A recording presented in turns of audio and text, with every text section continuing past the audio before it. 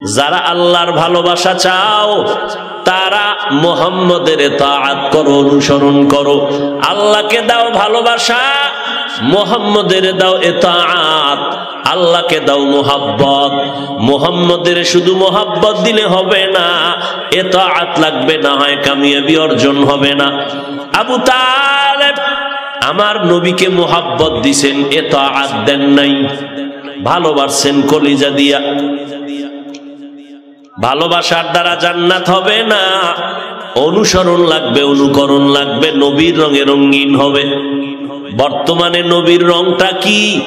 নবীর রেখে যাওয়া সুন্নত হলো নবীর রং। যারা নবীর রঙে রঙিন হতে চাও তারা মদিনার সুন্নতের রঙে সেজে যাও। মান আহাব্বা সুন্নতি কৌলে রসুল মজদায়ে কানা মাই হামকুন কবুল। পয়গম্বরের সুন্নতের রঙে রঙিন হয়ে যাও। ওয়ামা আরসালনাকা ইল্লা রাহমাতাল লিল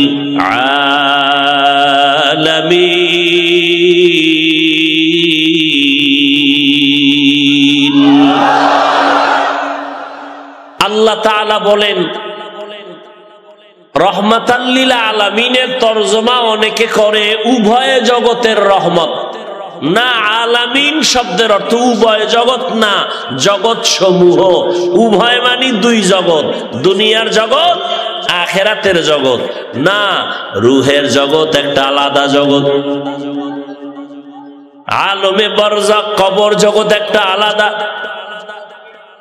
আলমে আখিরাত, আখিরাতের বিচারের জগৎ আর একটা আলাদা জগৎ, জান্নাত ও জাহান্নামের আর একটা জগৎ। উভয় জগতের জন্য আমার নবী রহমত এমন না। আল্লাহর নবীকে আল্লাহ বলেন আমি আপনাকে জগৎ সমূহের জন্য রহমত করে পাঠাইলাম। রুহের জগতের জন্য আপনি নবী রহমত। আল্লাহ হলেন রব্বুল আলামিন, আপনার আমার নবীকে বানাইলেন রহমাতুল লিল আলামিন। जहां तक है रबूबियत खुदा के वहां तक है नबूवत मुस्तफा का। रबूबियत खुदा की है जहां तक नबूवत मुस्तफा की है वहां तक शरीयत हो तरीकत हो तमामी हकीकत में मुहम्मद की गुलामी। আমার নবী রূহের জগতের জন্য রহমত। আল্লাহ নিজে হলেন শিক্ষক, রূহের জগতের সমস্ত আত্মারে বানাইলেন ছাত্র। আল্লাহ শিক্ষক হয়ে ছাত্রদের সবক পড়াইলেন। সবকের বিষয়বস্তু হলো তাওহীদ, আল্লাহর একাত্মবাদ নিয়া। আল্লাহ ছাত্রদের বললেন আলাস্তু বিরব্বিকুম, আমি কি তোমাদের রব নয়? সব আত্মাগুলো চুপচাপ, কোনো আওয়াজ নাই। সর্বপ্রথম রহমতের নবীর আত্মা থেকে জবাব আসলো বালা, হ্যাঁ আপনি আমাদের রব। নবীজির আত্মা থেকে জবাব আসলো আপনি আমাদের রব। এরপরে অন্যান্য মুমিনদের আত্মা থেকে জবাব আসলো আপনি আমাদের রব। বেঈমানের রূহগুলো সেখানে ছিল, আল্লাহর বিরোধী যারা তারা ওখানে, তাদের আত্মা থেকে জবাব আসলো বালা আপনি আমাদের রব। ওখানে আমার নবী রহমত, জমিনের জন্য আল্লাহর নবী আমাদের জন্য রহমত। এমন এক সময় নবী জমিনে আসছেন যেই সময় মক্কার মানুষ ছিল গোটা জমিনের মধ্যে নিকৃষ্ট, খারাপ, চরিত্রহীন, এত খারাপ। আল্লাহর হেদায়েতের ঘর, হেদায়েতের প্রথম ঘর হলো বাইতুল্লাহ। ইন্না আউওয়ালা বাইতিন উযিআ লিন-নাস লাল্লাযী বিবাক্কাতা মুবারাকাও ওয়া হুদা মুবারাকাও ওয়া হুদাল লিল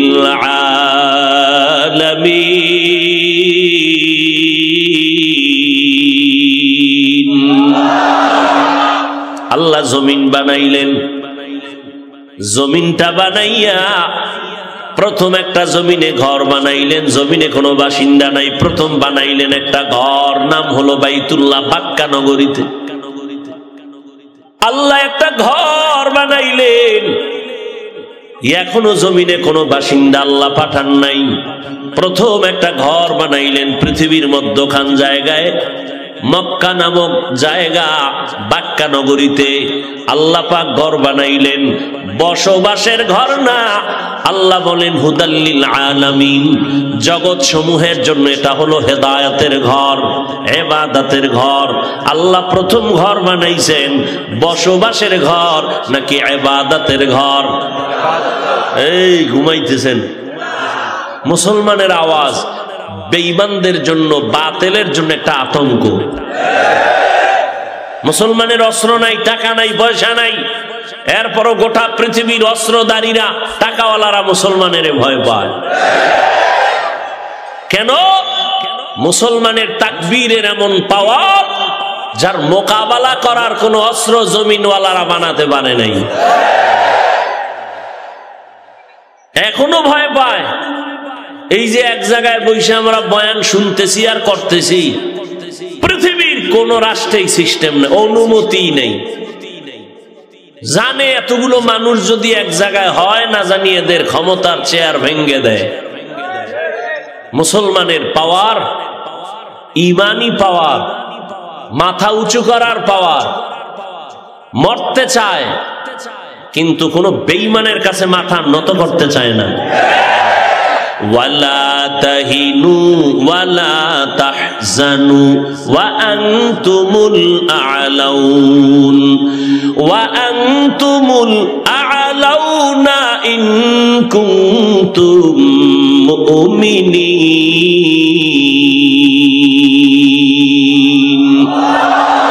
बातिल से दबने वाले आए आसमान ही हम, बातिल से दबने वाले आए आसमान ही हम, सो बार कर चुके हैं तू इम्तिहान हमारा, सो बार कर चुके हैं तू इम्तिहान हमारा।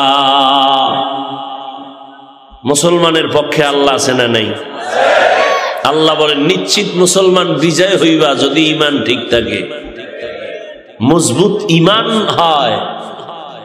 আল্লাহ যুগে যুগে মুসলমানের বিজয় দান করছেন, তবে ঈমান মজবুত থাকার কারণে। আল্লাহ বলে না অস্ত্রটারে মজবুত বানাও। সিলেটের জমিন বিজয় করছেন শাহজালাল রহমাতুল্লাহ আলাইহি, কোনো অস্ত্র লাগে নাই, একমাত্র তাহাজ্জুদের মোনাজাতের কান্না, ফজরের আযান। হাজার বেঈমানের মোকাবেলায় 313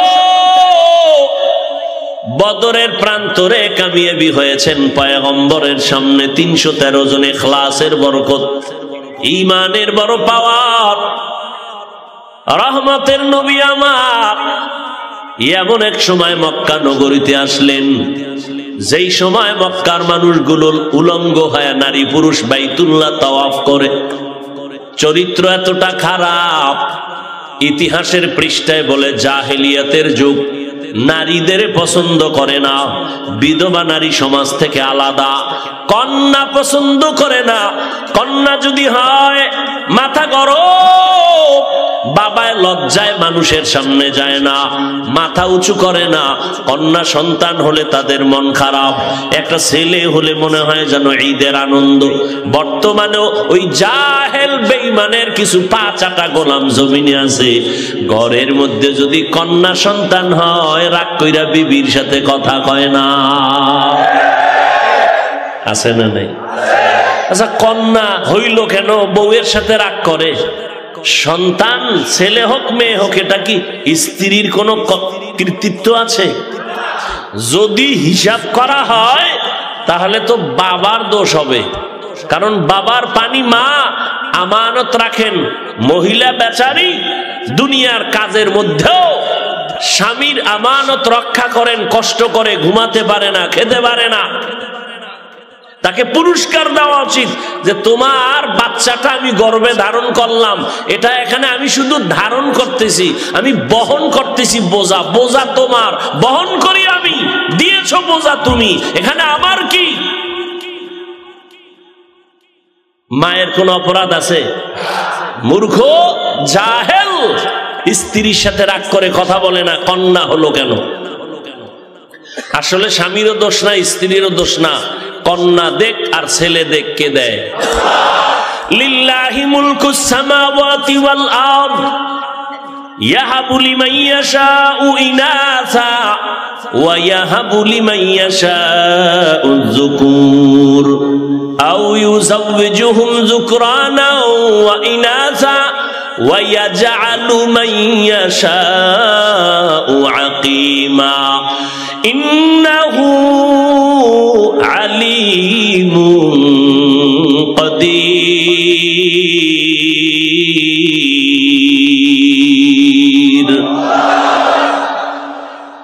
আল্লাহ বলেন আসমান জমিনের মালিক আমি আল্লাহ। কাউকে আমি আল্লাহ ছেলে দেই, কাউকে মেয়ে দেই, কাউকে দোনোটাই দেই, কাউকে আমি কোনোটাই দেই না। ক্ষমতা কার? আহ, মা শুধু বোঝা বহন করেছেন, এজন্য তাকে পুরস্কার দেওয়া দরকার। যেই আম্মা জানের কণ্ঠের আওয়াজ ভেতরের দরজা দিয়া সামনের বারান্দায় আসে না, মা এত লজ্জাশীলা মা, জোরে চিল্লায়া কথা বলে না, কারণ কণ্ঠটা নারীদের জন্য পর্দা। আম্মা জানেরা শরীরটাকে ঢেকে রাখবেন, এটা যেমন ফরজ, আম্মা জানদের কণ্ঠকেও কন্ট্রোল করাটাও ফরজ। কারণ কণ্ঠ দিয়া কেউ যেন বিপদগামী হতে না পারে। আল্লাহ আয়াত নাজিল করে কণ্ঠকে হেফাজতের কথা বললেন।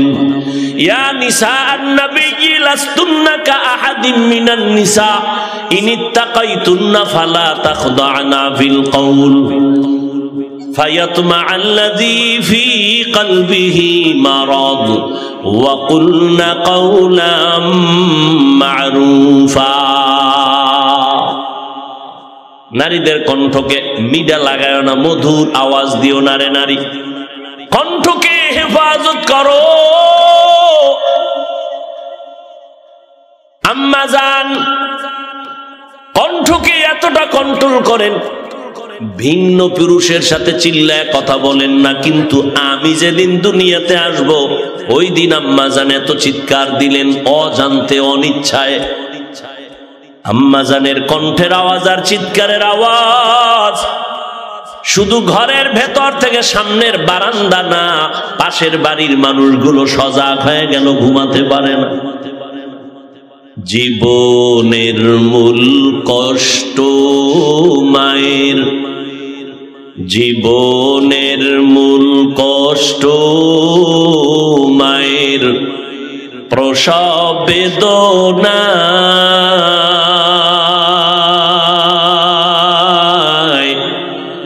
সাত আসমান সাত জমিন তখন মায়েরই মাথায়। জীবনের মূল কষ্ট মায়ের, প্রসব বেদনা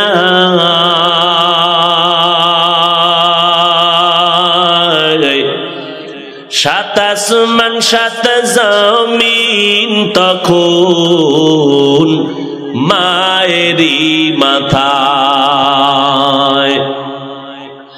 আমার সুন্দর মুখ দেখে মা,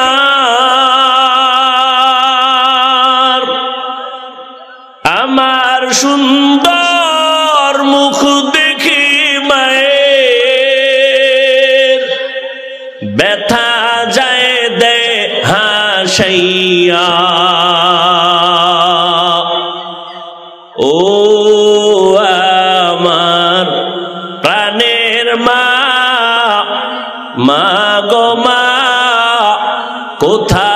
গেলে মোরে ছাড়িয়া, জনম দুঃখী ইয়াতীম আমি, চায় না কেহ ফিরিয়া। আমি যখন ছিলাম আমার মায়ের উদরে,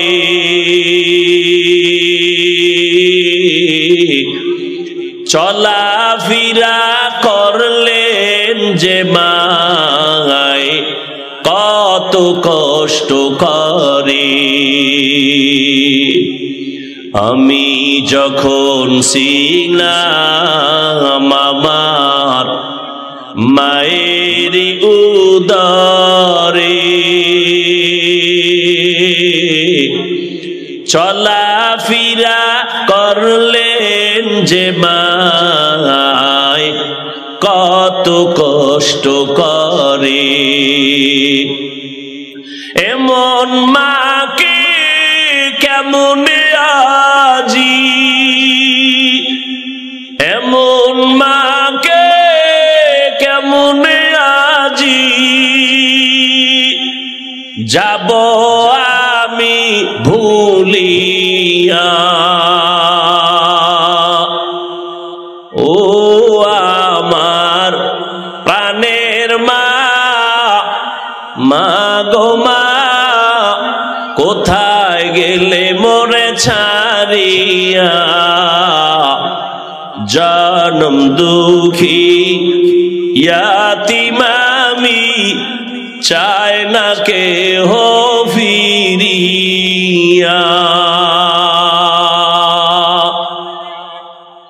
আম্মা জানের আওয়াজ এতটা প্রকাশ হয়ে গেল যে আওয়াজের কারণে পাশের ঘরের মানুষগুলো সজাগ হয়ে গেল। আল্লাহ তাআলা বলেন, আমি আল্লাহ চাইলে কাউকে ছেলে দেই, কাউকে মেয়ে দেই, কাউকে দোনোটাই দেই, কাউকে কোনোটাই দেই না। ক্ষমতা কার? আহ, রহমতের নবী জমিনের মধ্যে আছে যেই সময় মক্কার মানুষ কন্যা সন্তানকে অভিশাপ মনে করে, আমার নবী রহমত হয়ে আসছেন। মক্কার জমিনে রহমত শুরু হয়ে গেল। আল্লাহর নবী এসে জাহেলদের সব ধারণাকে মুছে দিয়া শান্তির ধারণা মানুষের অন্তরে ঢুকায় দিলেন। এরে নবীর আশেকের দল, মদিনার নবী বলেন, এই উম্মতেরা, একটা কন্যা যদি পাও তুমি একটা জান্নাতের মালিক হয়ে গেছো। আরো আস্তে করে বলে, খারাপ লাগে আপনাদের? দুইটা কন্যা পেয়েছো, তুমি দুইটা জান্নাতের মালিক। যারা তিনটা কন্যা পেয়েছো, তুমি তিনটা জান্নাতের মালিক হয়ে গেছো। বিশ্ব নবী, যার কোনো তুলনা আছে? কোনো তুলনা?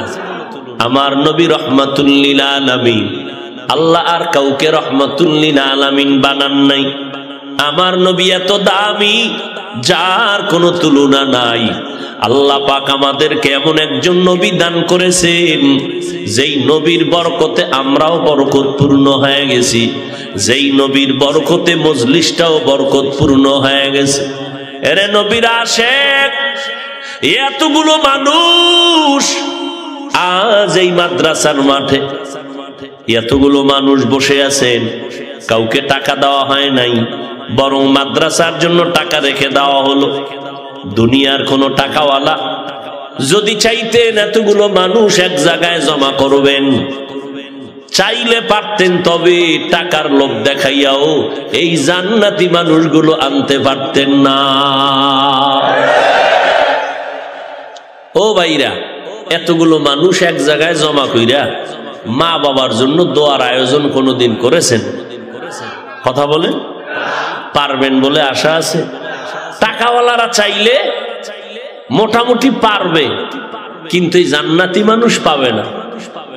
তাদের ভিআইপি চেয়ারে বসবে ভিআইপি সুদখোরেরা, গাঞ্জাখোরেরা, মদখোরেরা, যাদের মোনাজাত কবুল হবে না। সুদখোরের মোনাজাত কখনো কবুল হবে না, কখনোই কবুল হবে না যতদিন পর্যন্ত তওবা না করবে।